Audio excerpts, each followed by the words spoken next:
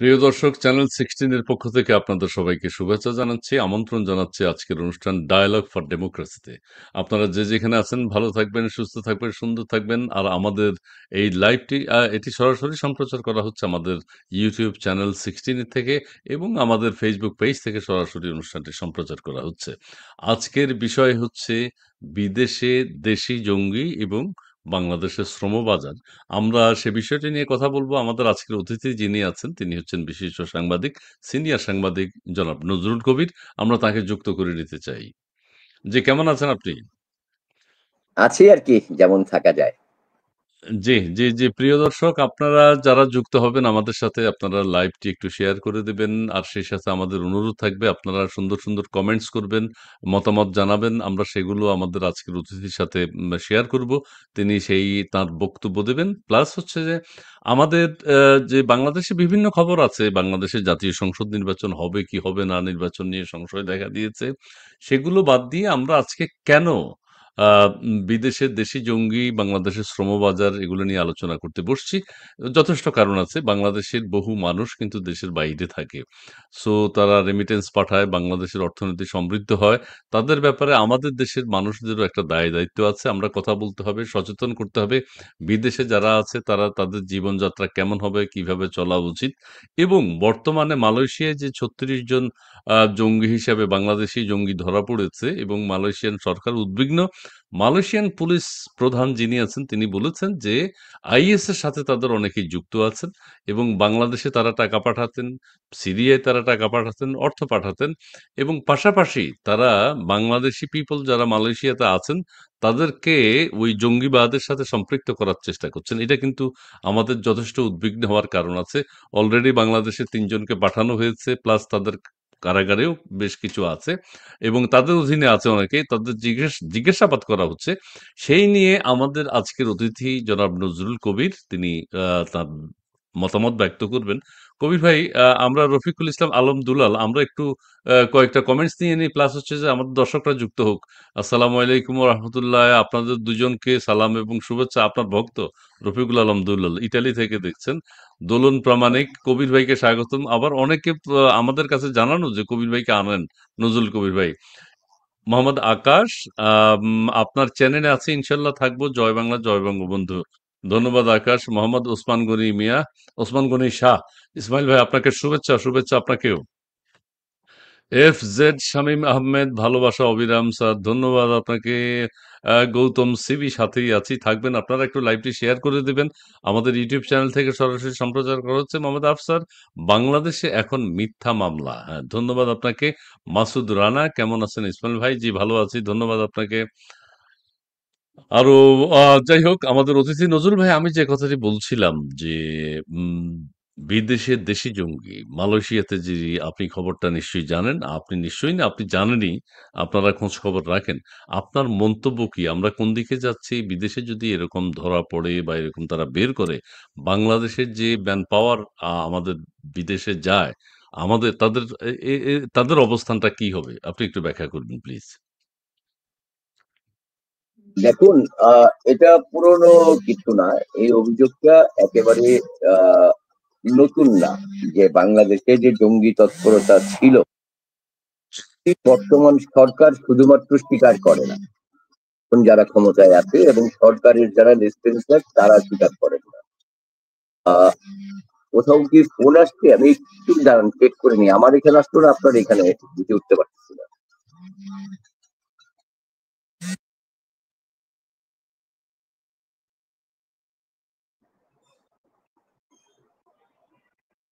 জি, sorry, একটা phone চলে এসেছিল ভুল করে। শোনা যাচ্ছে কথা?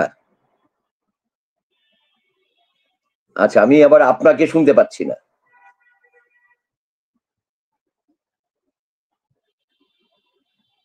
ও, ঠিক আছে। এখন শুনতে পাচ্ছেন আপনি? এখন শুনতে পাচ্ছেন? জি, জি, এখন পাচ্ছি। জি, আপনি জি, মিউট প্লিজ, করে প্লিজ, ফেলছিলেন প্লিজ। বোধহয়। জি, জি, আচ্ছা, জি, জি। আচ্ছা।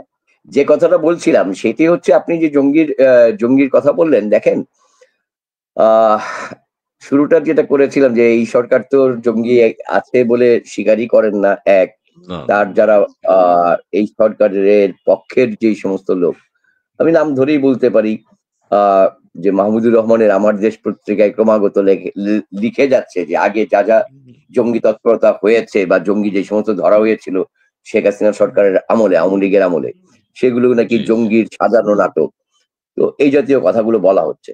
তো আমরা এই জাতীয় কথা জি, নতুন কোনো কিছু শুনি, নতুন না এটা আমাদের জন্য। ধরেন নিশ্চয়ই আপনার মনে আছে বিএনপি জামাত যখন ক্ষমতায় ছিল ৩-৪ সালের দিকে, যে আমাদের দেশের উত্তরাঞ্চলে বাংলা ভাই নামে একটা চরিত্রের আগমন ঘটেছিল। সিদ্দিকুর জি, রহমান বাংলা ভাই। জি, এবং জি, জি, তিনি একটি সংগঠন গড়ে তোলেন জামিয়াতুল মুজাহিদিন বাংলাদেশ, যেটা জেএমবি নামে পরিচিত। এবং সেখানে কিভাবে নিজের হাতে আইন তুলে নিয়ে মানুষদের প্রতি কি ধরনের নির্যাতন করেছেন, পরবর্তীতে উনি সেখানে সশস্ত্র প্রশিক্ষণ কিভাবে দিয়েছেন, সেগুলো দেশ ও জি, জাতির কাছে একেবারে উন্মুক্ত থাকলেও সেই সময়কার বিএনপি জামাত এর সরকারের তৎকালীন মন্ত্রী জি, মতিউর রহমান নিজামীও বলেছিলেন যে বাংলা ভাই মিডিয়ার সৃষ্টি। জি, কিন্তু ইতিহাসের ক্রূর সত্য এমনই ছিল যে আমরা গণমাধ্যম কর্মীরা সেদিন তাদের কাছে অনেক আহ চক্ষুশূল হয়েছিলাম, গালিগালাজ খেয়েছিলাম।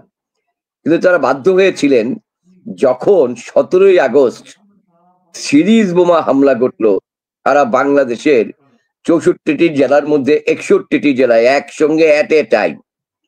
জি, এবং এর বাইরেও আপনি জানেন যে বরিশাল থেকে শুরু করে বরিশাল, গাজীপুর বিভিন্ন জায়গায় আদালতে সরাসরি জি, আইনের বইয়ের ভিতরে অস্ত্র ভরে নিয়ে যাওয়া হয়েছিল এবং তারপরে সেখানে আপনি জানেন যে বরিশালের একজন জাজ নিহত হয়েছিলেন পর্যন্ত।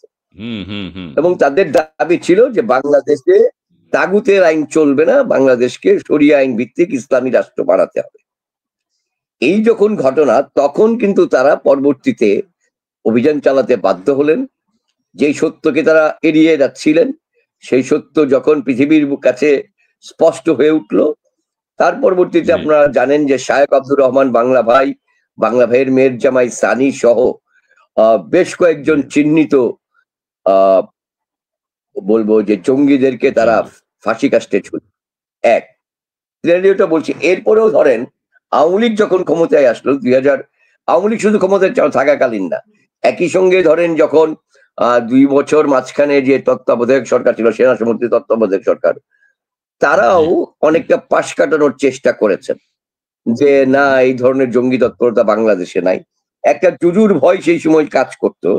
সেটি হচ্ছে যে আইএস তখন গোটা পৃথিবীতে নতুনভাবে আবির্ভূত হয়েছে। সিরিয়া, আপনার মিশর ওই বেল্টে তখন কাজ করছে আইএস। যে তাইলে আইএস বললে পরে যেকোনো সময় আমেরিকা এসে বাংলাদেশে হামলা করতে পারে। সেই কারণে জি, আইএস বলা যাবে না বা আচ্ছা, জঙ্গি আচ্ছা, আছে আচ্ছা, এটা বলা যাবে না। একটা শাক দিয়ে মাছ ঢাকার চেষ্টা কিন্তু সেই সময় ছিল। একই ধারাবাহিকতা চলতে থাকলো আপনার শেখ হাসিনা যখন ২০০৯ সালে ক্ষমতায় আসলেন তারপর থেকে। সেই সময়ে একটি জিনিস লক্ষণীয় হলো, আমরা দেখলাম যে তৎকালীন সরকারের পক্ষ থেকে বেশ কিছু জঙ্গি নেটওয়ার্কে জঙ্গি তৎপরতা ধরা পড়ল। এবং ২০০৩-৪ সালের যে কথাটা আবার একটু পেছন থেকে মনে করে দিতে চাই। সেই সময় আমি চ্যানেল আই দিয়ে কাজ করতাম তখন। আমি অনুসন্ধানী একদম ধারাবাহিক রিপোর্ট করেছিলাম। যে বাংলা ভাই কোথায়, কোথায় কোন জায়গায় লুকিয়ে আছেন, কোথায়, কোথায় জঙ্গি তৎপরতা হচ্ছে। এবং সেই সময় একজন আসামি হঠাৎ করেই ধরা পড়েছিলেন। কুমিল্লাতে তরিকুল বলে এক ভদ্রলোক। এবং তার সঙ্গে আমার সরাসরি ইন্টারভিউ করার সুযোগ হয়েছিল। তিনি সেই জি, সময় বলেছিলেন যে হাটহাজারীর যে বড় মাদ্রাসা, অর্থাৎ যেটাকে আমরা শফি হুজুরের মাদ্রাসা হিসেবে জানি। জি, হাটহাজারী চট্টগ্রাম। মাদ্রাসা এবং ভালুকা একটি জায়গা, হ্যাঁ, এবং ভালুকা ময়মনসিংহের ভালুকা একটি জায়গাতে তারা সশস্ত্র প্রশিক্ষণ নিয়েছেন। তার সেই কথার সূত্র ধরে আমরা কিন্তু আমাদের তৎকালীন ময়মনসিংহের স্থানীয় প্রতিনিধির সহায়তায় আমরা ময়মনসিংহের ভালুকাতে গিয়ে কিন্তু পেলাম একটা মাদ্রাসা, এবং যেই মাদ্রাসাতে একেবারে সেইখানে রেকি করা, মানে ধরেন যে গাছের উপরে ঘর বানিয়ে বাইনোকুলার দিয়ে বসিয়ে জঙ্গিরা দূরবর্তী রাস্তা, পুলিশ আছে কিনা সেই সমস্ত জিনিসের খোঁজ খবর নিত। বাংকার কাটা ছিল সেইখানে। আমরা ওই জেএমবি যে সমস্ত বোমা ব্যবহার করেছিল সেইখানে ঝাঁকি জালের যে পাথর, এরকম অসংখ্য পাথর আমরা মজুদ পেলাম। এবং এটা সারা দেশে তখন অত্যন্ত চাঞ্চল্য তৈরি করেছিল। এবং একই কায়দায় যখন নাকি আমরা ওই চট্টগ্রামে গেলাম, চট্টগ্রামের ছোট কুমিরা বাজারে গিয়ে কিন্তু একটি গ্রামে রাবেতা আল ইসলামের সহায়তায় একটি গ্রামে 4টি বড় বড় মসজিদ ছিল। আমি একদম স্পষ্ট আপনাদের এখনো গেলে পাবেন, রাবেতাল ছোট কুমিরা বাজারের পাশেই। এবং সেইখানে যেই বোমার অভিযান পরবর্তীতে গ্রেপ্তার হন, তার গ্রামের বাড়ি তার থেকে ধরেন যে এই 500 গজের মধ্যে তার গ্রামের বাড়ি সেই জায়গায়। আমি সেই বোমার অভিযানের বাবা মায়ের, ভাইয়ের, বোন জামাইয়ের প্রত্যেকের ইন্টারভিউ সেই সময় করেছিলাম। এবং তখন এই বোমা মিজান কিন্তু কারাগারে আটক ছিল। এবং আপনি জানেন যে সেই বোমা মিজান পরবর্তীতে একবার ঢাকায় জজ কোর্টে হাজিরা দিতে এসে তার সহযোগী জঙ্গিরা তাকে কিন্তু ছিনতাই করে নিয়ে যায়। ঢাকা থেকে যখন আবার কাশিমপুর যাচ্ছিল, রাস্তার মাঝখান থেকে ছিনতাই করে নিয়ে যায়। সেই বোমা মিজান কিন্তু আজ পর্যন্ত গ্রেপ্তার হয় নাই। এই এখন কি অবস্থা হিস্ট্রিগুলি না বললে পরে আচ্ছা আচ্ছা আচ্ছা, হ্যাঁ, হিস্ট্রিগুলো বলেন প্লিজ। আমি মনে করলাম আপনাকে হিস্ট্রিগুলি না বললে পরে আপনি এই আজকে কেন মালয়েশিয়ার এই ঘটনা এটা রিলেট করতে পারবেন না। ফলে সেই কারণে আমি ব্যাকগ্রাউন্ড গুলো বলে আসছি। এখন দেখেন, প্রথমে ঠিক ছিল জেএমবি। আমি সেই সময় গিয়ে জানলাম ওই তরিকুলের মাধ্যমে যে হরকাতুল জেহাদ, যেটি আফগানিস্তান যোদ্ধাদের মাধ্যমে গ্রহণ করা হয়েছিল, যেটি মুফতি আব্দুল হান্নানের নেতৃত্বে গঠিত হয়েছিল, যারা আফগান ফেরত যোদ্ধা ছিলেন, তাদের একটি সংগঠন থেকে হরকাতুল জেহাদ। সেটিও বিএনপি খালেদা জিয়ার প্রথম আমলে 91 থেকে 96 যখন ছিলেন, সেই সময় এটি প্রকাশ্যে প্রেস ক্লাবে সমাবেশ করে ধরা হয়। পরবর্তীতে হরকাতুল জিহাদকে আন্তর্জাতিক চাপে পড়ে নিষিদ্ধ ঘোষণা করতে বাধ্য হয়েছিল সেই সময় সরকার। এরপর আবির্ভূত হলো জেএমপি। সেই হরকাতুল জিহাদেই কোট অ্যান্ড কোট বলছি, 21শে আগস্টের বোমা হামলার যে ঘটনা, গ্রেনেড হামলার যে ঘটনা, এটাকে কেন্দ্র করে এটা ভেঙে যায় হরকাতুল জিহাদ। ভেঙে গিয়ে আরেকটি নতুন সংগঠন হয় মাওলানা আব্দুল রৌফের নেতৃত্বে তামিরাতে দিন। সেটিও আমরা ওই সময় অনুসন্ধানী রিপোর্টের মাধ্যমে প্রমাণ করলাম এবং সরকার ওই তামিরাতে দিনও নিষিদ্ধ করলো পরবর্তীতে। এবং আপনি জানেন যে 2009 সালে শেখ হাসিনা ক্ষমতায় আসার পর যখন বিচার শুরু হলো, পরবর্তীতে কিন্তু এই 21শে আগস্টের ক্ষেত্রে আমি যেই নামগুলি বলছি, প্রত্যেকটা মানুষ যুক্ত ছিল। এবং যেই তরিকুল ভিন্ন একটি মামলায় গ্রেপ্তার হয়েছিল, অদ্ভুত রকম ভাবে পরবর্তীতে জানা গেল ওই তরিকুলই বলেছে যে British high commissioner Anwar Chowdhury, যিনি বাংলাদেশে নিযুক্ত ছিলেন সিলেটে, তার উপর যে বোমা হামলা হয়েছিল, এই বোমা হামলার ওয়ান অফ দা সোলজার ছিলেন কিন্তু এই তরিকুল ইসলাম। এবং এই তরিকুল ইসলামের পরবর্তীতে সেই বিচারের পরে তার কিন্তু মৃত্যুদণ্ড কার্যকর হয়েছে। আমরা এই যে এবার আসি আপনার এখানে, এই ধারাবাহিকতা চলতে চলতে আমি এই 2024 সালে যখন এই আন্দোলনটি শুরু হয়, যেটা জুলাই আন্দোলন নামে পরিচিতি পেয়েছে, আমি তখন কিন্তু গণমাধ্যমে এই আন্দোলনের সফলতার আগেই ওটার আন্দোলনের পেছনে যে রাজনৈতিক অন্য উদ্দেশ্য আছে, একটি বিশেষ মতাদর্শের লোকেরা যুক্ত আছে, এটি বাংলাদেশের একাধিক গণমাধ্যমে একাধিকবার আমি বলেছি যে এদের সঙ্গে জঙ্গি গোষ্ঠী যুক্ত আছে, তাদের পেছন থেকে কাজ করছে। তখন সরকারের কেউ আমার কথা বিশ্বাস করতে চায় নাই, তাদের টনক নড়ে নাই। বাংলাদেশের কথিত সুশীল সমাজ তারা আমাকে নিয়ে ঠাট্টা মস্করা বলেছে যে আমি সবকিছুতে জঙ্গি খুঁজে পাই। আজকে পরবর্তীতে এবং যখন সর্বশেষ 3রা আগস্ট পর্যন্ত আমি বলেছিলাম, স্পট বলেছিলাম কোথায় কোথায় কাজ করছে জঙ্গিরা, সরাসরি অংশগ্রহণ করছে, স্পেশালি উত্তরা, যাত্রাবাড়ি এবং রামপুরা অঞ্চলে যে জঙ্গিরা মানে একদম অ্যাক্টিভলি সহিংস ফাইট করছে, এই কথাগুলো একদম স্পষ্ট ভাষায় গণমাধ্যমে সেই দিন আমি বলেছিলাম। আচ্ছা, সেই কথাগুলো বলার পরেও অনেকেই বিশ্বাস করেন নাই, কারণ এই আন্দোলনে কিছু সাধারণ মানুষও কিন্তু যুক্ত হয়ে পড়েছিলেন ততদিনে। আজকে এসে এই আন্দোলনের নেতৃত্ব দানকারী যারা যারা কেউ কেউ এখন ক্ষমতারও অংশীদার, তারা এখন বলছেন যে হ্যাঁ আমাদের প্রি প্ল্যান ডিজাইন ছিল। তারা এখন বলছেন যে সেইখানে তারা বলছেন যে প্রথম অংশে দেখেন, আমি কিন্তু সেই প্রথম অংশ থেকেই বলে আসছিলাম এবং আমি বলে আসছিলাম যে 145 জনের মধ্যে প্রথম যখন 135 জন সমন্বয়ক ডিক্লেয়ার করলো, যে সারা দেশে তাদের ওই সমন্বয়কদের অধিকাংশই শিবির এবং হিজবুত তাহরীর সদস্য। আমার কথা কেউ আমলে নেয় নাই তখন। আজকে প্রমাণিত, মানে ওরাই প্রমাণ দিচ্ছে, আমি দিচ্ছি না। কিন্তু মানে আমি তারা তো ওই নিজেরাই সময় বলছে, তারা জানতাম নিজেরাই বলছে, নিজেরাই বলছে। হ্যাঁ, তারা মানে নিজেরাই আমার কাছে বলছে। যে নিশ্চিত নিশ্চিত ইনফরমেশন ছিল।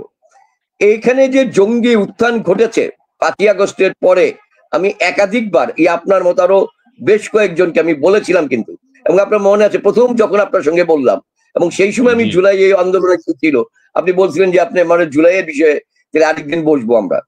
যে আমি জানতাম, আমি দেখতে পেয়েছিলাম, এবং আমার যে তথ্য সোর্স, দীর্ঘদিন আমি এই বাংলাদেশের জঙ্গি তৎপরতার উপরে অনুসন্ধানে রিপোর্ট করার ফলে ওদের ভেতর থেকেও তো আমার অসংখ্য সোর্স তৈরি হয়েছিল। জি। ফলে আমি খবরগুলো জানছিলাম। যাত্রাবাড়িতে নরসিংদী কারাগার থেকে পালিয়ে যাওয়া জঙ্গিরা অংশ নিচ্ছে সশস্ত্র অবস্থায় সরাসরি, এই তথ্য আমি গণমাধ্যমে বলেছিলাম, আমলে নেন নাই।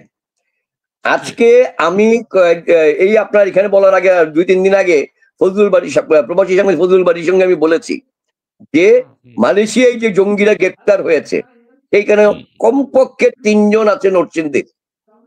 গতকালকে বাংলাদেশ সরকার বলছে যে 3 জন ইতিমধ্যে ফেরত এসছে, তাদেরকে কারাগারে পাঠানো হচ্ছে, আমরা খতিয়ে দেখছি। আর ওই 36 জনের পরিচয় জানতে চেয়েছে।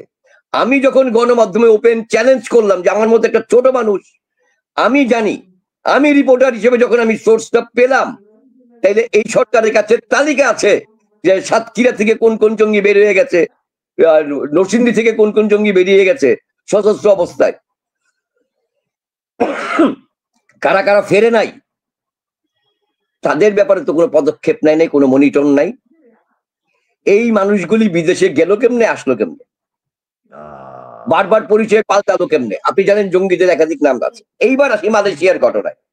জি, জি, মালয়েশিয়া। মালয়েশিয়ার এই ঘটনাতে কিন্তু এই গতকালকের বা গত সপ্তাহের না, আরো 3 মাস আগে অর্থাৎ এপ্রিল মাসে তারা প্রথম 6 জনকে ধরে।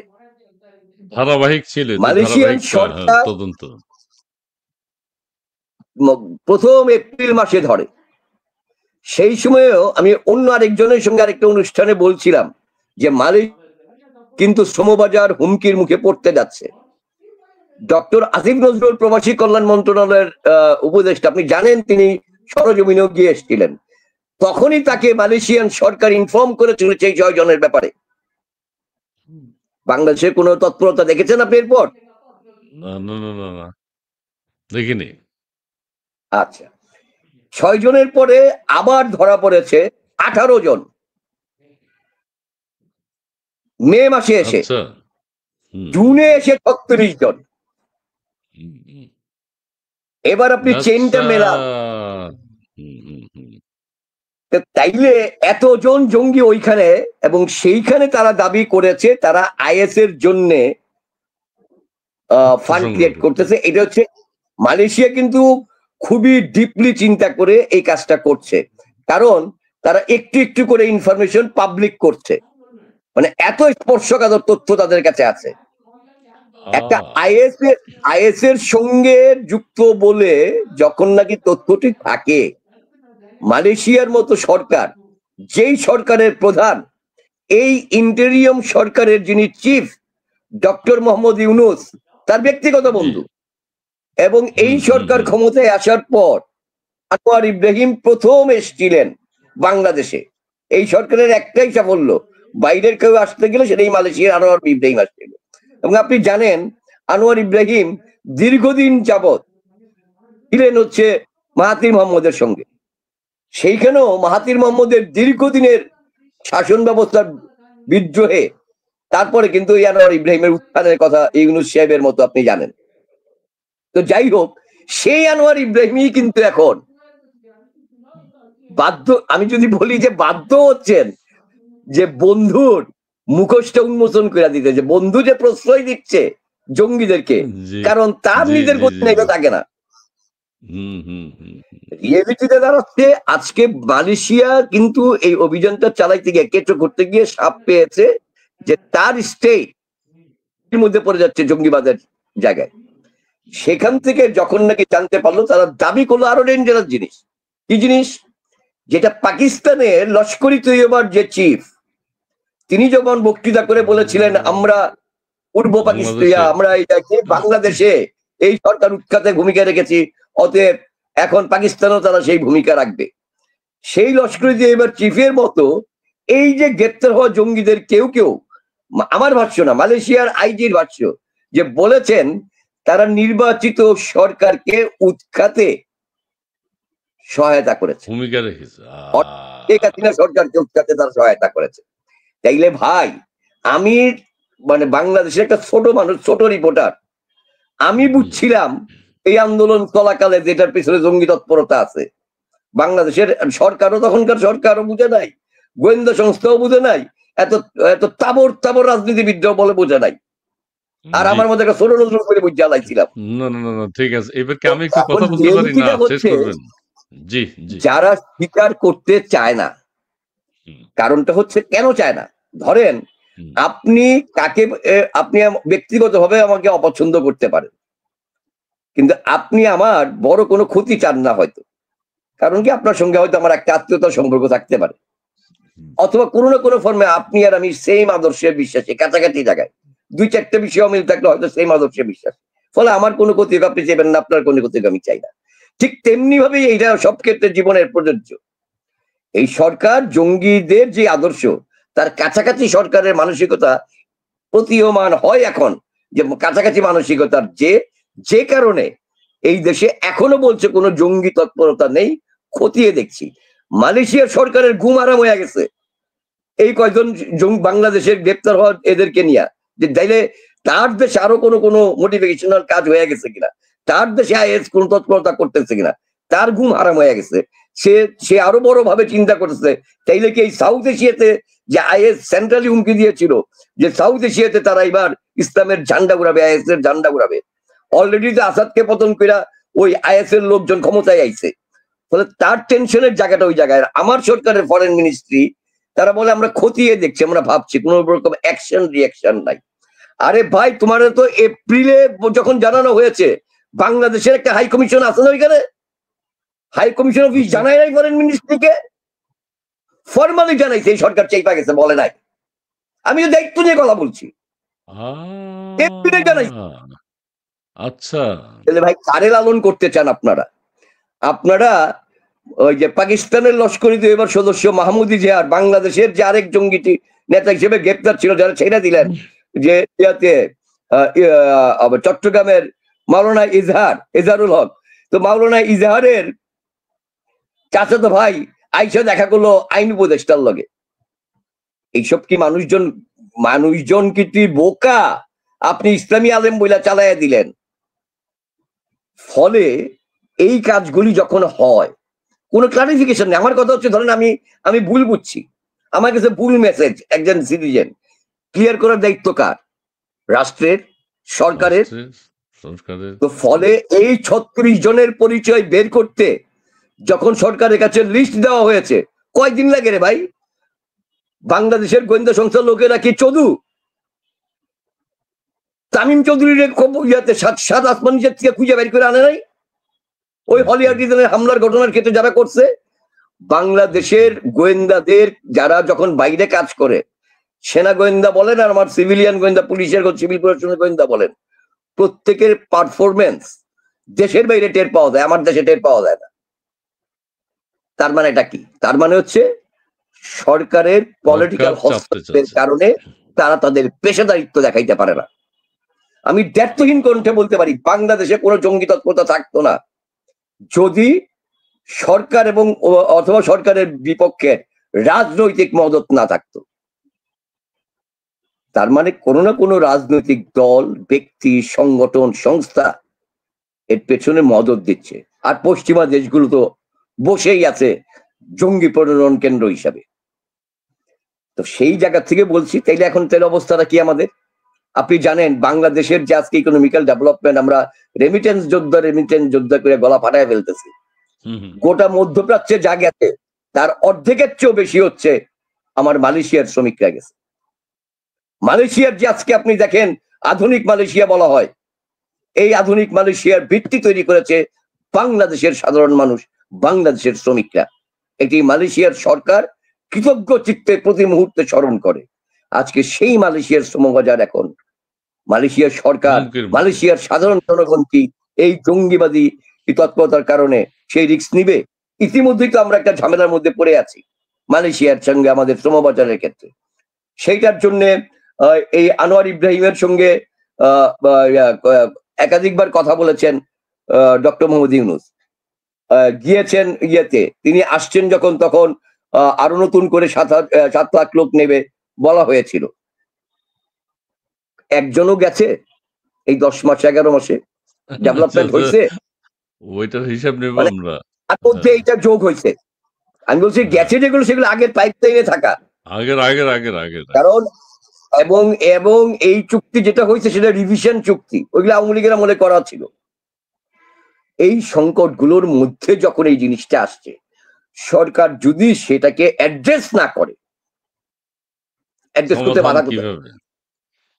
রাইট, অ্যাড্রেস করতে রাইট। বাধা হচ্ছে যে আপনি যদি ফিলোসফিক্যালি তাদের প্রতি সফট হার্টেড থাকেন, ফিলোসফিক্যালি যদি জঙ্গিবাদী দর্শনের প্রতি আপনার সফট হার্টেড থাকে, ফলে আমার ব্যক্তিগত প্রশ্ন জাগে, টাইম ম্যাগাজিনে 5ই আগস্ট 2024-এর ঘটনার পর বাংলাদেশের 2 জন বর্তমানে সক্রিয় রাজনৈতিক ব্যক্তিত্বই বলবো আমি তাদেরকে, কে ইন্ডিকেট করেছিলেন।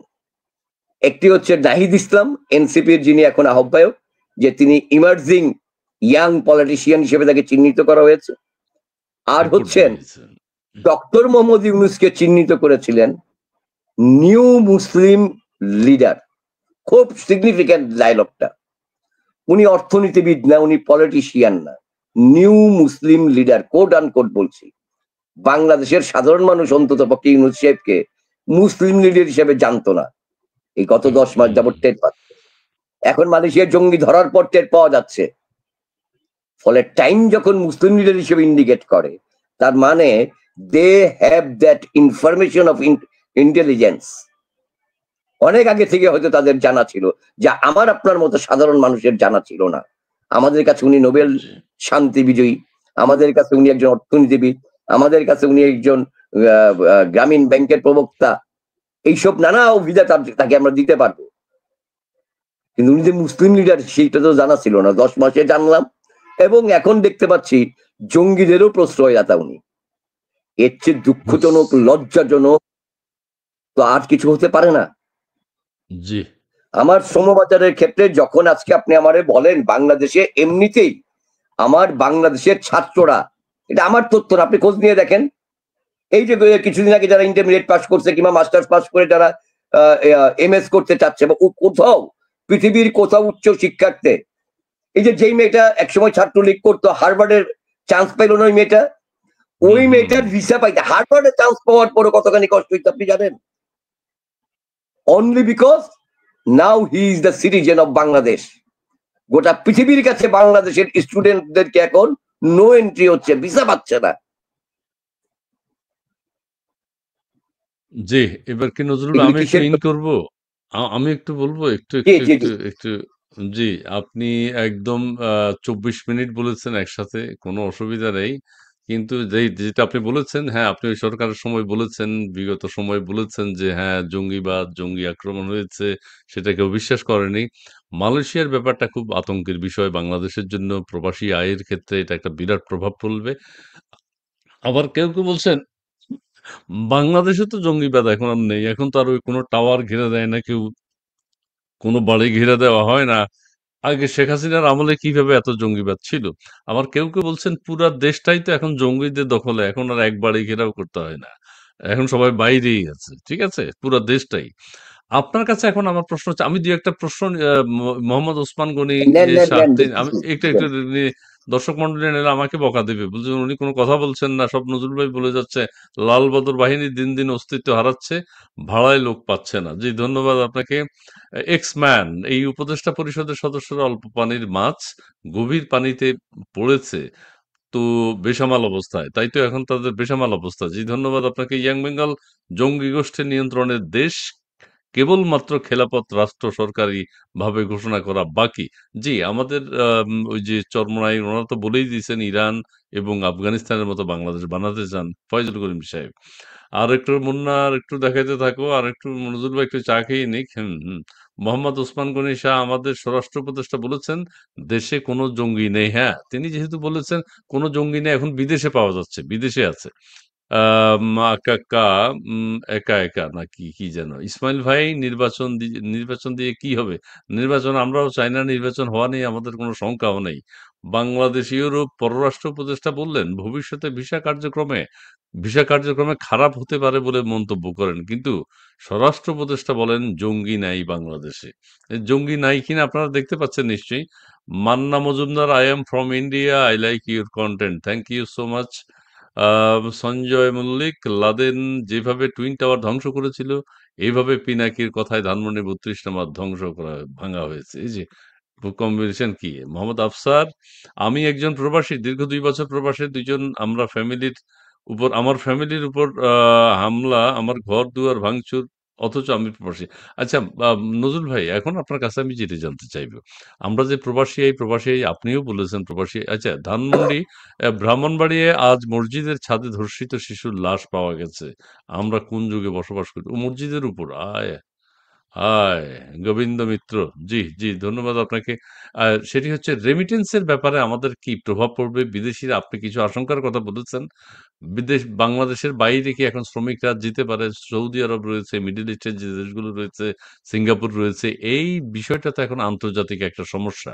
মালয়েশিয়ায় যে ৩৬শে জুলাই এবং ৩৬ জন জঙ্গি যেভাবে গ্রেপ্তার হয়েছে, একটা মিল অনেকে আবার খুঁজে পাচ্ছেন। যে ৩৬শে জুলাই এবং ৩৬ জঙ্গি মালয়েশিয়ায় ধরা পড়েছে, বাংলাদেশের মান-সম্মান ক্ষুণ্ণ হয়েছে। বাংলাদেশে প্রবাসী আয়ের ক্ষেত্রে অন্যান্য দেশগুলো এই ব্যাপারে কি প্রতিক্রিয়া জানাবে বলে আপনি মনে করেন? মিডল ইস্ট আছে, সিঙ্গাপুর আছে, আরো অন্যান্য দেশ আছে যারা বাংলাদেশ থেকে শ্রমিক নিয়ে থাকে। জি, একটু বলবেন। না, এখন ধরেন এটা স্বরাষ্ট্রমন্ত্রী অর্থাৎ মালয়েশিয়ান সরকার প্রজ্ঞাপন জারি করে জানিয়েছে এটা। জি, বুঝেন কিন্তু আইজিপি প্রতিদিন একটু একটু করে জিজ্ঞাসাবাদে তারা ইনফরমেশন পাচ্ছেন, যে ইনফরমেশন গুলো পাবলিক করা দরকার সেইটুকুই পাবলিক হচ্ছে, এবং এটা কিন্তু আজকে চতুর্থবারের মতো গেল তাদের স্টেটমেন্ট ইস্যু জি, জি। শুধুমাত্র বাংলাদেশের জন্য। একটা রাষ্ট্র আরেকটা রাষ্ট্রের ব্যাপারে যখন 4 দিন ধরে স্টেটমেন্ট দিয়ে যেতে থাকে, এর ইন্টারন্যাশনাল ইম্প্যাক্টটা কেমন পড়ে। এবং মালয়েশিয়া কিন্তু একটা সদুমধু দেশ না, না, পৃথিবীতে ওয়েল নোন দেশ। মানে একটা সময় ছিল যে মাহাতির মোহাম্মদ আর মালয়েশিয়া একই জিনিস ছিল, এবং খেয়াল করে জি, দেখবেন মালয়েশিয়া পশ্চিমাদের চক্ষুশূল ছিল, বিকজ অফ মাহাতির মোহাম্মদ পশ্চিমাদের রক্ত চক্ষুকে উপেক্ষা করে গোটা মালয় জাতিকে ঐক্যবদ্ধ করে তিনি কিন্তু একটা নতুন আধুনিক মালয়েশিয়া উপহার দিয়েছেন। মালয়েশিয়ার সাথে দক্ষিণ এশিয়ার সবার সম্পর্ক ভালো, সবচেয়ে ভালো সম্পর্ক ছিল বাংলাদেশের, কারণ হ্যাঁ, হ্যাঁ, হ্যাঁ। লোক সবচেয়ে বেশি গেছে বাংলাদেশ থেকে। খেয়াল করে দেখবেন এখন হয়তো সরকার হাতে কিছু উইপন আছে, কইব যে এটা আমাদের কিছু করার নাই, এগুলি আসলে ষড়যন্ত্রমূলক ভাবে প্রচার হচ্ছে, এটা পাশের দেশ মার্কেট নষ্ট করতে চাচ্ছে, এই সমস্ত ডায়লগ আইবো, আপনি দেখে রাখেন। এই জাতীয় ডায়লগ অন্তত পক্ষে উপপ্রধান উপদেষ্টা প্রেস সচিব এই দেখেন দুই এক সপ্তাহ বলবেন, দুই এক দিনের মধ্যে বলবেন, বলা শুরু বলবেন, করে যে বলবেন, এটা বলবেন। আসলে সলিমুদ্দির পেজে আসছে, উমুকে এটা হ্যাঁ, কইতাছে, এগুলির কোনো ভিত্তি নাই, এইসব কথা বলবে। মাহাতির মোহাম্মদ বক্তৃতা করছে, সেইটা ফ্যাক্ট চেকারে দিয়ে কইছে মাহাতির মোহাম্মদ যেহেতু শেখ হাসিনার প্রশংসা করছে, এবং সেখানে ব্যক্তি হুম, শেখ হাসিনা না, উনি বলেছিলেন যে ডেভেলপমেন্টের পাশাপাশি এই দক্ষিণ এশীয় অঞ্চলে যে পাশ্চাত্য পশ্চিমা দেশগুলোর সঙ্গে শেখ হাসিনা আমাদের দক্ষিণ এশিয়া একটি ভারসাম্যের রাজনীতি প্রতিষ্ঠা করেছিলেন, এই প্রশংসাটুকু নিতারে নাই। এই কারণে এটা ফেক হয়ে গেছে। আরে ভাই, আমাদের তো হাই কমিশনার আছে, তারা জিগাও না, ওই বেটা মাহাতির মোহাম্মদ এই কথা কইছে কি কই তুই আমার জানা অফিসিয়ালি। মানে একটা সরকার কোথায় ভাই, এটা বক্তৃতার মঞ্চে রাজনীতির মাঠে মানে ছুটকা মুটকারা কথা, এই সমস্ত কথা কইতে পারে। সরকারের আপনি যেভাবেই সরকার আসেন না কেন ভাই, একটা স্টেট তো এটা, সেই স্টেটটা তো চালাইতেছেন আপনি, উইরা এসে জুইরা বসেন আর যেমনেই বসেন, অথবা আপনাকে জনগণ দায়িত্ব দিয়ে থাকলেও আপনি এইরকম যাচ্ছে তাই মন্তব্য তো করতে পারেন না। ভাই মাহাতির মোহাম্মদ হওয়া লাগে আগে। মাহাতির মোহাম্মদ যখন একটা কথা বলে, মাহাতির মোহাম্মদকে আপনি সাহস পাবো মিসকোট করতে? যে মাহাতির মোহাম্মদ একটা কথা কয় নাই, ট্রাম্প আজকে একটা কথা কয় নাই, আমি কইলাম যে ট্রাম্প এটা কইছে, এটা হইলো? না, আরেকটা কথা মনে পড়লো আপনার ফাঁকে একটু বলি। ইংল্যান্ডের প্রধানমন্ত্রী দেশে নাই, এই কথাটাও তিনি বলে ব্যাপক আলোচনার পাত্র হয়েছেন। ডক্টর মোহাম্মদ ইউনূস যখন ইংল্যান্ডে গেলেন, তখন ব্রিটেনের প্রধানমন্ত্রী দেশে নাই বলেছেন না আমাদের প্রেস সচিব মহোদয়। এ এখন জি। আমাদেরকে জ্ঞান দেয় যে আমরা কেমনে সাংবাদিকতা করা দরকার, গত 15 বছর আমরা সাংবাদিকতা করতে পারছি কিনা, বুঝছেন না? আহা! যে নিজে সরকারি সহায়তায়, সরকারের সবচেয়ে বড় মানুষটা, মিডিয়ায় সরকারের সবচেয়ে বড় মানুষটা, মিডিয়া রিলেটেড, সেই মানুষটা আমরা এখন জ্ঞান দিতে আইছে, সাংবাদিকতা শিখাইতে আইছে। তো নিজে কোন স্তরের সাংবাদিক? আমরা তো মনে করছিলাম বিদেশি সংস্থার চিফ, অনেক বড় সাংবাদিক বোধহয়। এই গসিপিং সাংবাদিকতা যে, এ তো দেখতেই পাচ্ছি। আমি ধারণা করেছি সাংবাদিকতা যে মনে করেছি আর ধারণা করেছি দিয়ে হয় না। এই বেসিক নলেজটারও ঘাটতি এখন তার মধ্যে দেখা যাচ্ছে। তো আচ্ছা। আমি যে জায়গাটায় আসতে যাচ্ছিলাম, দেখেন, আপনার মনে আছে সৌদি আরবে বেশ কিছু বাঙালি এর মধ্যে ডেপোর্ট হয়েছে, বাংলাদেশি। জি। তাদেরকে ধরে পাঠায় দেওয়া হচ্ছে। কেন পাঠাচ্ছে? এই ব্যাপারে সরকারের কি পদক্ষেপ? পাইছেন কোন স্টেটমেন্ট? না, না। আমি আপনার মনে করায় দিচ্ছি একটা করে ঘটনা। জুলাইয়ের আন্দোলন চলাকালে আপনি জানেন মধ্যপ্রাচ্যের একটি দেশে কেউ মিছিল করেছিল। সেই মিছিলের কুয়েতে। ফলে তাদের চাকরি গেছিল, হুম, তাদের সশ্রম কারাদণ্ড হইছে, কারো মৃত্যুদণ্ড হয়েছিল। হুম, ডক্টর মোহাম্মদ ইউনূস ফোন করেছিলেন সেই দেশের আমিরকে, হুম, তার প্রতি সম্মান দেখায়া তিনি সকলকেই ছেড়ে দিয়েছেন। তিনি চেয়েছিলেন শুধুমাত্র মৃত্যুদণ্ডটা না দেওয়ার জন্য, সকলের মুক্তি চান নাই। কিন্তু সেই আমির এতটাই রেসপেক্ট করেছেন যে সবাইকে মুক্তি দিয়ে দেশে পাঠিয়ে দিচ্ছে, বুঝছেন? আসার পরে এখানে কড়া বক্তৃতাবাজি হয়েছিল, তাদেরকে সেই রকম ভাবে রিসিভ করা হয়েছিল এয়ারপোর্টে, প্রবাসী কল্যাণ লাউঞ্জে। বলা হয়েছিল সকলেরই চাকরির ব্যবস্থা করা হবে, নতুন করে আবার পাঠানো হবে। ট্র্যাজেডিটা কি জানেন? ওই দেশে এখন পর্যন্ত, এরপরে ওই ঘটনার পর আজ পর্যন্ত একটা লোকও যাইতে পারে না, একটা লোকের ভিসা হয় নাই।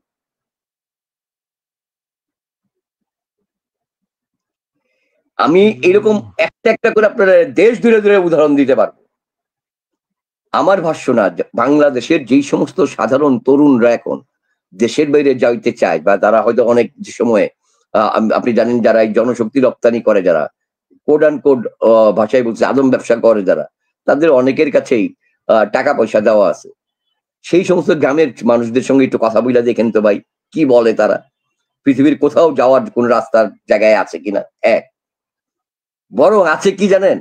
ওই যে জাপানে শেখ হাসিনা যে চুক্তিটা করে, প্রাথমিক সমঝোতা স্মারক ছিল, যেটা পরবর্তীতে উনি চুক্তি করলেন আইসা জাপান সফরে গিয়া, যে নতুন শ্রমবাজার আমাদের জাপানে হবে, স্কিলড, ১ লক্ষ। শিক্ষিত, একাডেমিক্যালি শিক্ষিত এবং স্কিল দিয়ে যাবে। তার জন্য বাংলাদেশে কিন্তু জাপানের ল্যাঙ্গুয়েজ শেখার অনেকগুলো ইনস্টিটিউট হয়েছিল। সেইটা পাঠাবে কে জানেন? ডক্টর ইউনূস সাহেবের বন্ধুর একটা প্রতিষ্ঠান এই চুক্তি ও করে যাক, আসছেন। ডক্টর ইউনূস সাহেব তাহলে নিজেরটাই পাঠাচ্ছেন না। নিজেও একটা ম্যান না পাওয়ার না, বিজনেস তো এই শুরু এই করেছেন। শোনেন, উনি তো এই পোস্টে থেকে তার নিজের নামে আর করতে পারে না। উনি তো নিজের নামে আর করতে পারে না। করছেন যেটা কোম্পানি, সেটা তার শেয়ার আছে, ও কিন্তু আপনি কাগজে কলমে পাবেন না। ওইটা তার আচ্ছা, বন্ধুর আচ্ছা, নামে আচ্ছা। হইছে। তো এই আচ্ছা, আদম ব্যবসায়ীতে উনি যুক্ত হতে যাচ্ছেন, এই ইনফরমেশন আন্ডারগ্রাউন্ডে, মানে অর্থাৎ দলের নেতা কর্মীদের একটা গ্রুপে শেখ হাসিনা আরো এই ঘটনা ঘটার জাপান সফরের আরো 3 মাস আগে বলছে যে উনি এখন আদম ব্যবসার চেষ্টা করতেছেন। 3 মাস পরে আমরা বুঝতে পারলাম যে ও আচ্ছা, তাহলে এটা এই কারণে চেষ্টা করতেছে। আর এই দিক দিয়ে কিন্তু অরিজিনালি আমার যে জনশক্তি যাওয়ার কথা, যারা লাইনে আছে, পাইপলাইন আছে, হুম। তাদেরকে আমরা পাঠাইতে পারি। মানে এই সরকার আসার পরে, আমি বলছি এই সরকার আসার পরে যা মালয়েশিয়ায় গেছে, এখানে আগের পাইপলাইনে আটকা থাকা, সেগুলি সমাধান করতে পারছে প্রবাসী কল্যাণ উপদেষ্টা যিনি ছিলেন এর আগের বারে, অর্থাৎ আওয়ামী লীগ আমলের যে সরকারের, উনি কি বেশ কিছু জায়গায় করে গেছেন। এটা আসিফ নজরুলকে বলতে হবে যে আইসা যেমন সবাই সবকিছু পাল্টায় দেয়, উনি ওই জায়গাটা পাল্টান নাই। ধীরে আরো স্মুথ করে কিছু মানুষের যাওয়ার ব্যাপারটা স্মুথ করেছিলেন, এবং ওই আনোয়ার ইব্রাহিম আসছে বলে একটা গতি তৈরি হয়েছিল। কিন্তু এখন তো সব গেল, আমও গেল, ছালাও গেল। ট্র্যাজেডিটা আরো বড় জায়গায়। এতদিন ধরেন যে বাংলাদেশে যখন বলা হতো সরকার বা অন্যরা বলতো এটা রাজনৈতিক প্রচারণা, রাজনৈতিক প্রপাগান্ডা, হ্যাঁ, ধরেন যে আওয়ামী লীগের লেসপেন্সার আমরা এই সমস্ত কথা বইলা হয়তো মুখে চাপা দেওয়া লাগতো, আওয়ামী লীগের দোসররা এটা করতেছে, নানা কথা বলা যেত।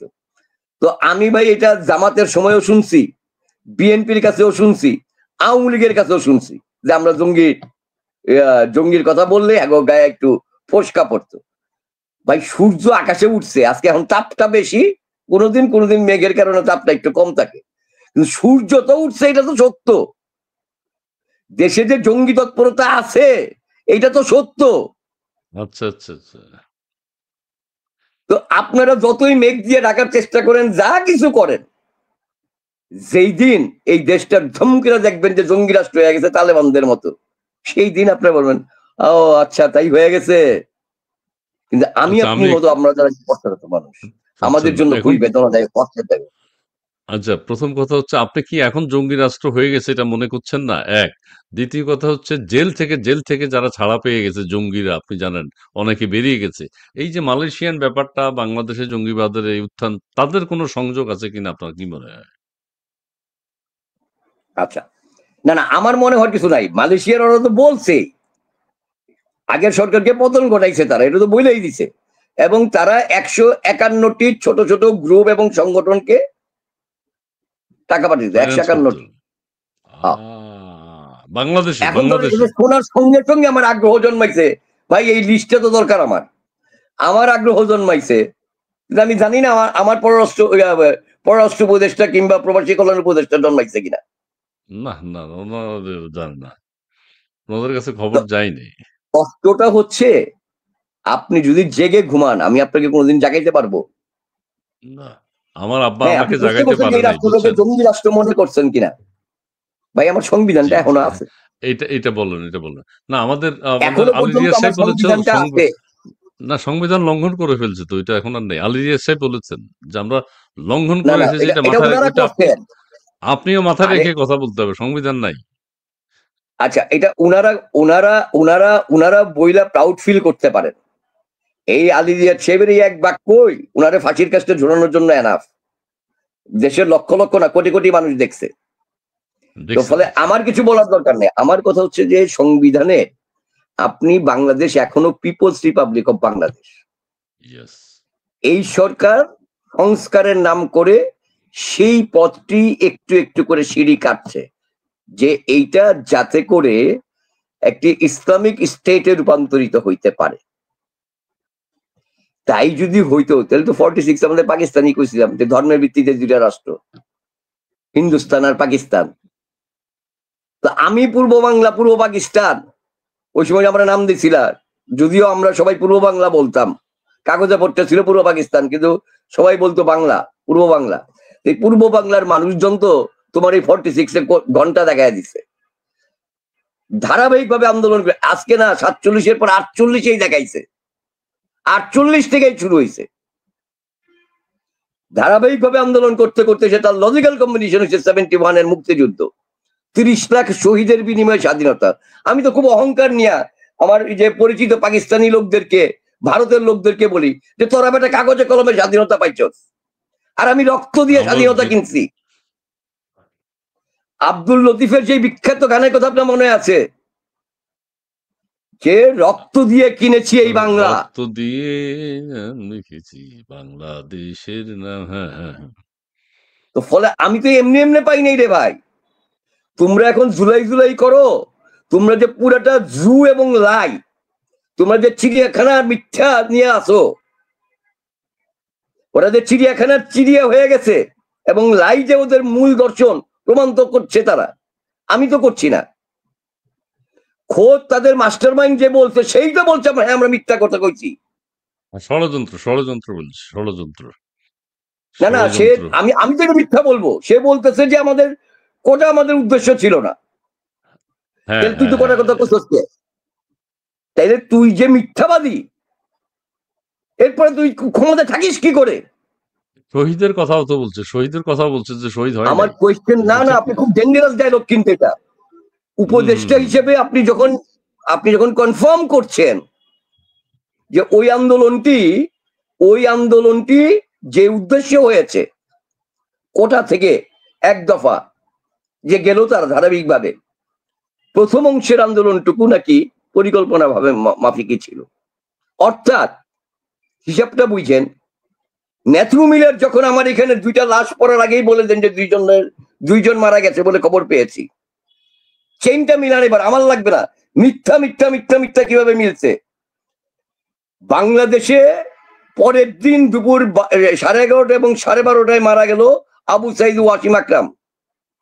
আর বাংলাদেশ টাইম অনুযায়ী আগের দিন রাত্রের 9টায়, আমেরিকার সকাল 9টায়, সকাল 10টায়, আমার এখানে রাত 9টায়, আগের দিনে রাত 9টায় ম্যাথিউ মিলার বলতেছে বাংলাদেশে 2জন মারা গেছে। আর পরের দিন দুপুরবেলা আমার দেশে ঘটনা ঘটলো। সেই তো শুরু। ফলে মিথ্যা কথা কে বলে যাচ্ছে? কারা আচ্ছা, মিথ্যার এখানে উপর আমি দাঁড়ায় তাদের সরকার পর্যন্ত আসছে? একটু উদ্দেশ্য কি? সংযোজন করি। সেটা হচ্ছে যে 18-19 তারিখ পর্যন্ত, 19শে জুলাই পর্যন্ত যদি এটা তাদের পরিকল্পনার অংশই হয়ে থাকে, এখন কেউ বলছেন তাহলে আবু সাইদকে কি ওরা নিজেরাই মেরেছে কিনা? যদি ওনারা প্ল্যান করেই করে থাকে তাহলে আবু সাইদের হত্যাকাণ্ডটা কি? ইতিহাস বড় নিষ্ঠুর ইসমাইল ভাই। সত্য কোনো না কোনো ভাবে বেরিয়ে আসে। আমি এখনই এখানে বসে থেকে এটা বলতে পারবো না। যদি আল্লাহ আমাকে বাঁচিয়ে রাখেন, আমার তৌফিক থাকে, আমি তো বলেছি জুলাইয়ের প্রতিটি হত্যাকাণ্ডের ব্যাপারে আমি অনুসন্ধানী প্রতিবেদন তৈরি করতে চাই, যদি আল্লাহ আমাকে বাঁচিয়ে রাখেন। পুলিশ হত্যা থেকে শুরু করে, ওয়াসিম থেকে শুরু করে, যার মায়ের সন্তান হারাইছে সেই একমাত্র বেদনাটা জানে। ফলে আবু সাইদের বাবাই জানে যে আবু সাইদ সে হারাইছে। আপনাকে আজকে ছোট প্রশ্ন করি, বিভিন্ন আন্দোলন সংগ্রামে আমরা অনেক নেতাদেরকে মানে একেবারে রাজনৈতিক দলের নেতা বা যে কোনো আন্দোলনের নেতৃত্বকেও এইরকম হত্যার শিকার হতে দেখছি। ডাক্তার মিলন তার উৎকৃষ্ট উদাহরণ। আপনি জানেন বিএম এর তিনি জয়েন্ট সেক্রেটারি। আমি সর্বশেষ 90-এর ব্যাপারে খালি উদাহরণটা দিলাম। এরকম আর অসংখ্য নেতৃত্ব দেখতে পারবেন। এই আন্দোলনের নেতৃত্ব পর্যায়ের কেউ একজনের নাম বলতে পারবেন আপনি? এই আন্দোলনে সরাসরি আহত হয়েছে কোন একজন সমন্বয়কের নাম বলতে পারবেন? Why should? তারা নাকি মিছিল মিটিং এ ছিল কি, ও গুলিগুলো নাকি পিছন থেকে হয়েছে, কাজে সামনের সারির নেতারা তো মারা যাওয়ার কথা না, শহীদ হওয়ার কথা না, গুলিগুলো পিছন থেকে হয়েছে ও সামনে। তাদের পিঠেও তো তাইলে লাগার কথা। পিছন থেকে মানে তো তাদের পিঠে গিয়ে লাগার কথা। খুঁজছে খালি মুগ্ধর খুঁজে মুগ্ধর বুকে লাগলো কেমনে? মুগ্ধর পিঠে গিয়ে লাগে কেমনে? কারণ আগের দিন বলছিল শিবিরা ছাত্রদল আন্দোলন হাইজ্যাক করতেছে। এই কারণে মুগ্ধরে খুঁজে ওই গান গিয়ে মুগ্ধকেই লাগছে শুধু। আচ্ছা আচ্ছা আচ্ছা। আমি এগুলি বলতে চাই না, বুঝছেন? আমার হয়তো এই সমস্ত কথা বলতে গেলে জুলাই থেকে মানে একটা মানুষের কি হয়, মানে ধরুন সাংবাদিকতায় একেবারে আমাদের গুরুজনদের কাছে শিখছিলাম যে সত্য শতভাগ সত্যের কাছাকাছি সাংবাদিকেও অনেক সময় পৌঁছাইতে পারে না। সত্য এতটা কঠিন, এতটা নিষ্ঠুর থাকে। ফলে সত্যের কাছাকাছি যাওয়ার চেষ্টা থাকে একজন সাংবাদিকের। তো রিপোর্টার হিসেবে ধরেন এই জাতীয় ভয়ঙ্কর ঘটনা যখন ঘটে, মনের মধ্যে কিলবিল করে না, ক্ষুধার মতো থাকে তো, যে আসলে কি করছিল, আসলে কি করছিল, আসলে কি করছিল। একজন এইটা ইসমাইল ভাই, একজন রিপোর্টারের যে যন্ত্রণা, এই পেইনটা দিক করা, আসল সত্য বের করা, আসল সত্য বের করা। আমি গত 10টা মাসে কয়েকটা কেস ধরে করছিলাম। আমি জানি না আমি কোনোদিন সেটা পারবো কিনা, বেঁচে থাকবো কিনা, ওরা বাঁচায় রাখবে কিনা। বিস্ময়কর বিস্ময়কর সব ঘটনা প্রবাহ। আমি খুব বিনয়ের সঙ্গে বলি, এত জন্য বড় বড় সাংবাদিকরা এখন আছেন, আমাদের বড় বড় কুতুবেরা কথা বলেন, সিম্পলি সিরাজগঞ্জের এনায়েতপুরে কে বা কারা হামলা করছেন এটা বের করেন না। আচ্ছা, এটা কি আসলে রহস্যটা কি? এটা আপনি কি এখন বলা যাবে না? না, আচ্ছা ঠিক আছে, না, এখন আমি বললেন কোনো না। রহস্য বের করার, আমি এই মুহূর্তে কোনো রহস্যের জন্য আসি নাই বের করতে। আমি বলছি এইটা সাংবাদিকরা কেন করছে না। রহস্য এখন তাহলে করছে কি না তো। কোথায় বাধাটা? এখন বাধা কোথায়? মুখে কুলু বাইটা রাখছেন, যখন প্রেস সচিব বলে কোনো বাধা নাই, তাহলে ভাই আপনি সাংবাদিকতা করেন না কেন? বাক স্বাধীনতা বলেন তো, করেন না কেন? না মাথা অন্য কারো কাছে বেঁচে দিচ্ছেন, কোন জঙ্গির কাছে? না জঙ্গিদের সহযোগী হয়ে উঠতেছেন?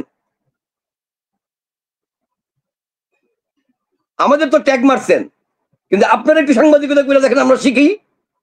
আপনি আমরা বলেন 7 জন সাংবাদিক মারা গেছে, কোন একটি সাংবাদিকের ইনভেস্টিগেশন রিপোর্ট হয়েছে? মেহেদী দাঁড়িয়েছিল পুলিশের সঙ্গে,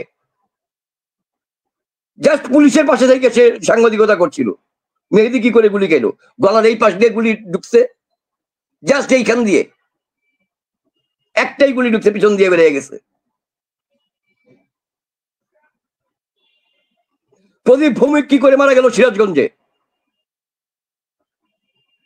ফলে দেশে আপনি খেয়াল করে দেখবেন, আফগানিস্তানে তালেবান উত্থানের আগে গুলবুদ্দিন হেকমতিয়ারদের কথা মনে করে দেখবেন, আপনি মোল্লা ওমরের কথাগুলো মনে করে দেখবেন, এই হিস্ট্রিগুলো যদি আপনি দেখেন, তারপর কিভাবে তালেবান আসছে।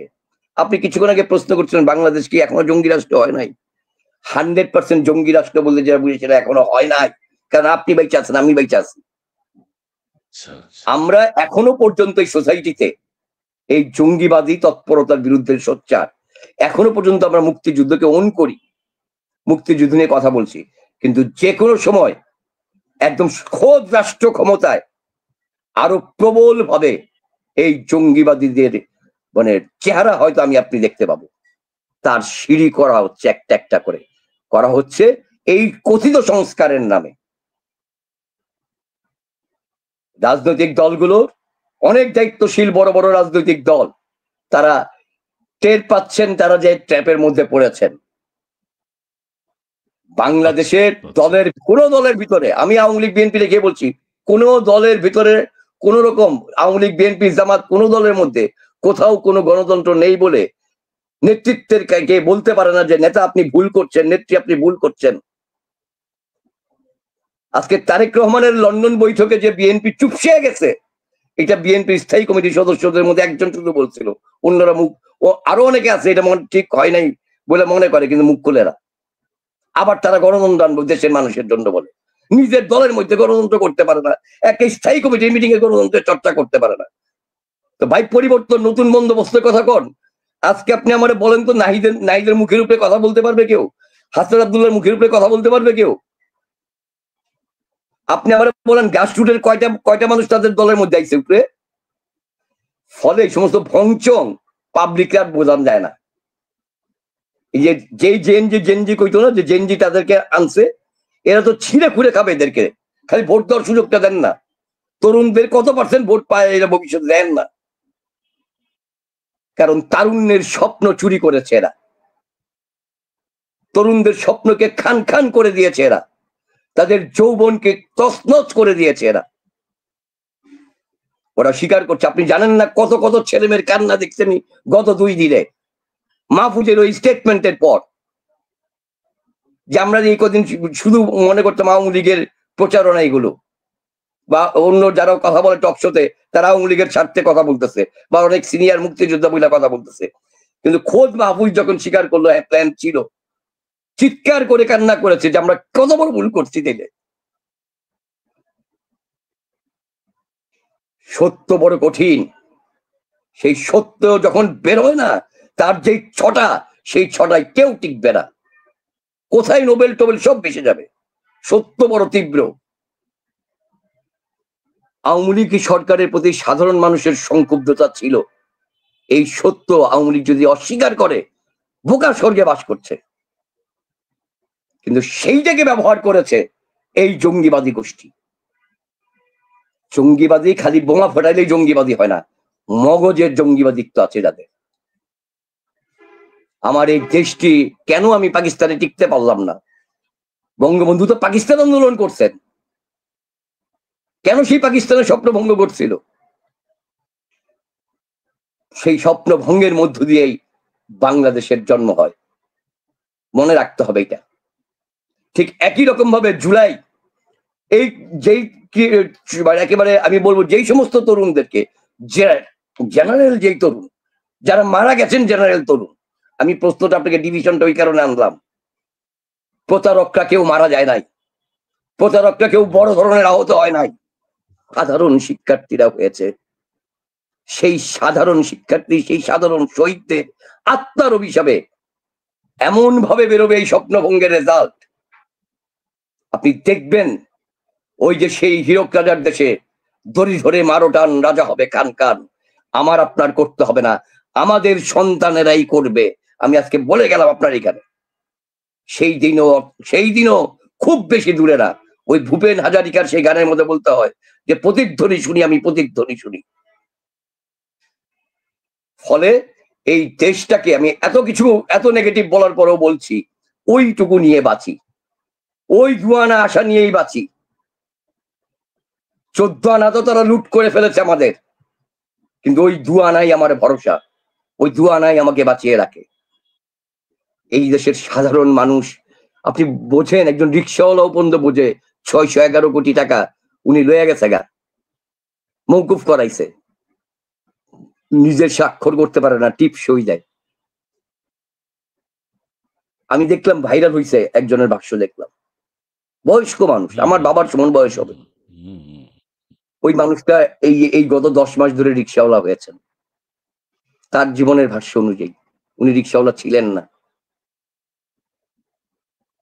ভাইরে, যারা ওইরকম বিশ্বাস করেন, প্রকৃতিতে বিশ্বাস করেন, নিয়তিবাদে বিশ্বাস করেন, বড় নিষ্ঠুর প্রকৃতির খেলা। আপনি ওডিতে ঘুরছেন, আপনি ইয়েতে ঘুরছেন, আজকে আওয়ামী লীগের নেতাদেরকে দেখেও কি আপনাদের শিক্ষা হয় নাই? আওয়ামী লীগের অনেক নেতারা তো এইরকম লুটতরাজের সঙ্গে যুক্ত ছিলেন, এটা সত্য।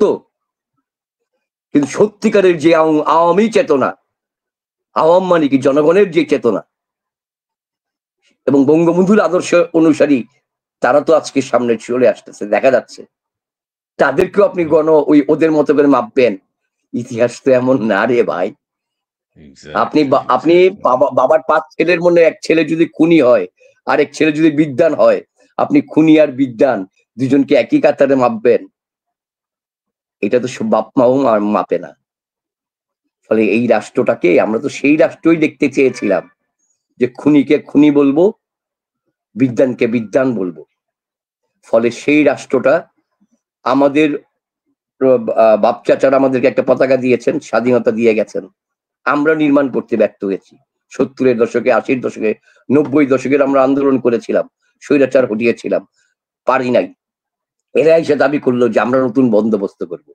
নতুন বন্দোবস্তের নামে তারা যখন বাংলাদেশের অস্তিত্ব, মা মাটি, দেশকে বিক্রি করার চেষ্টা করছে, তখন আরেকটা যে প্রজন্ম আছে, ওই আমি আবারও বলছি আপনাকে, ব্রিটিশ বিরোধী লড়াই থেকে 47-এর উন্মেষ, সেই 47-এর প্রতারণার ফসল হচ্ছে 71। আজকে নতুন বন্দোবস্তের নামে 24-এর যেই প্রতারণা, আমি জানি না কোন সালে গিয়ে সেই জিনিস উঠবে, কিন্তু বিজয়ের পতাকা উঠবেই। এবং মনে রাখবেন, that will be the conclusion, that will be the combination, যে সেই বাংলাদেশটাই হবে আমাদের এই যে হাজার বছরের বাঙালি সংগ্রামের যে সম্প্রীতির বাংলাদেশ, সেই বাংলাদেশ। এই বাংলাদেশ শুধু উগ্র বাঙালি জাতীয়তাবাদের না, সেই জাতীয়তাবাদ থাকবে। একজন চাকমাও বলবে ইয়েস, এটা আমার বাংলাদেশ। একজন মারমাও বলবে ইয়েস, এটা আমার বাংলাদেশ। আমি সেই তরুণদের আর্তনাদ দেখতে পাচ্ছি এখন, এবং আমি বিশ্বাস করি এইবার যে বিস্ফোরণটি ঘটবে জনতার, সেই বিস্ফোরণও কিন্তু এই তরুণরাই নেতৃত্ব দিবেন, যারা এই প্রতারকদের, সিনিয়র থেকে শুরু করে জুনিয়র প্রতারকদেরকে উন্মোচন করলে পৃথিবীকে শিক্ষা দিবে যে প্রতারণার ঠাঁই নাই রাজনীতিতে, জঙ্গিবাদের ঠাঁই নাই পৃথিবীতে। বাংলার মানুষ বারবার সম্প্রীতির কথা বলেছে, এই দেশে কোনোদিন ইসলামী জঙ্গিবাদ কায়েম হয় নাই, মনে রাখবেন। Yes, yes, yes, yes. অনেক সুন্দর কথা বলেছেন। শেষ অংশটা যদি আমি সামারি করি, সেটা যদি আমি বুঝে থাকি যে যাই কিছু হয়েছে, ভাঙচুর, ধ্বংস সবকিছু হয়ে আসল বাংলাদেশ, বাংলাদেশ যেটা হওয়ার কথা, যেই বাংলাদেশ আমরা চাই, যে বাংলাদেশ মুক্তিযুদ্ধের ফসল, সেই বাংলাদেশ, নতুন বাংলাদেশকে আমরা পাবো। এবং কারা কি তাদের স্বরূপ কিন্তু এই উন্মোচিত হয়ে গেছে এই কয়দিনে। কে কি চায় বাংলাদেশে সেটা কিন্তু সবাই এখন জানে। সো আমরা একটা সঠিক, সুন্দর এবং স্বাধীনতা উত্তর বাংলাদেশ যেরকম হওয়ার কথা, সেই রকম একটা বাংলাদেশ ইনশাল্লাহ আমরা আগামীতে পাবো। জনাব নজরুল কবির, আপনার চমৎকার এবং আবেগঘন কথার জন্য অনেক ধন্যবাদ। আমি মাঝখানে কোনো কথা বলি নাই, আপনি বলেছেন, খুবই ভালো লেগেছে এবং দর্শকরাও আপনার কথা খুব এনজয় করেছে। প্রিয় দর্শক, এনজয় করেছে মানে আপনার কথাগুলো যুক্তিসঙ্গতভাবে মেনে নিয়েছে সবাই। বিদেশের কথা যেটা বললেন, মালয়েশিয়ার কথা যেটা বললেন, বাংলাদেশের জঙ্গিবাদের উত্থানের কথা যেটি বললেন, অত্যন্ত গুরুত্বপূর্ণ আলোচনা। কিন্তু আমরা একটা জিনিস আমি বুঝতে পেরেছি, আপনার কাছে নিশ্চয়ই আরো অনেক তথ্য আছে যেগুলো আপনি এই মুহূর্তে এখন প্রকাশ করতে চাচ্ছেন না বা বলছেন না, বা অনেক কিছু মাথায় ঘুরপাক খাচ্ছে, আপনি সুযোগ পেলেই সেগুলো নিয়ে কাজ করতে পারবেন। সেই ধরনের একটা সম্ভাবনাও আছে। আর দর্শক মণ্ডলী, আপনাদের কমেন্টস গুলো খুব একটা পড়তে পারিনি। তবে আমরা দেখানোর চেষ্টা করেছি। আপনারা যারা যুক্ত হয়েছেন, লাইভ কমেন্টস শেয়ার করেছেন, আপনাদের সবাইকে অনেক ধন্যবাদ জানিয়ে নজরুল ভাই, সুস্বাস্থ্য কামনা করি আপনার। ভালো থাকেন, সুস্থ থাকেন। দেশের জন্য, দেশের কল্যাণের জন্য, দেশের মানুষের জন্য কথা বলে যাচ্ছেন, কথা বলে যাবেন যতদিন সুস্থ থাকবেন। ধন্যবাদ। প্রিয় দর্শক, শেষ করছি আজকের মতো চ্যানেল 16 এর আয়োজন ডায়ালগ ফর ডেমোক্রেসি। সবাই ভালো থাকবেন। আপনাদেরকে